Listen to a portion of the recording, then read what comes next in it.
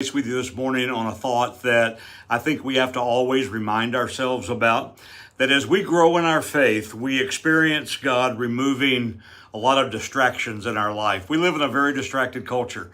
We live in a lot of pressure. We live in a lot of situations and circumstances that get us off track.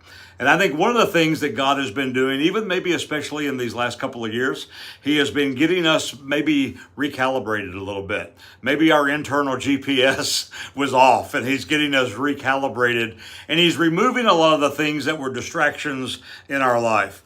That He is wanting us to remember that our sense of security, our sense of contentment and satisfaction cannot be found in the things that we do. It cannot be found in the things that we possess. It can only be found in the presence of the Lord.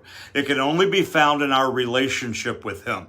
It can only be found and experienced as we are walking in a time of personal intimacy in our relationship with God.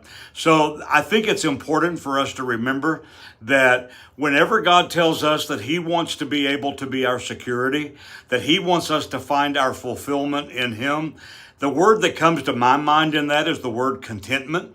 I know that a lot of times we live in a very uncontented world because we always seem to desire the things that we do not have. But God's idea of contentment is very significant. The word contentment actually means peaceful, a peaceful state of mind. It means that we are not running here and there. We're not looking for things outside of God's desire for our life to be able to find things that are fulfilling to us. We have a peaceful state of mind. Wouldn't it be a fantastic thing to experience this week? Is to know that you can go everything that you've got going on, and you're just in a peaceful state of mind. I love the scripture in the book of Timothy when Timothy says this. He says, "Godliness with contentment is great gain." So the idea about living for the Lord is not about legalism. It's not about duty. It's not about obligation.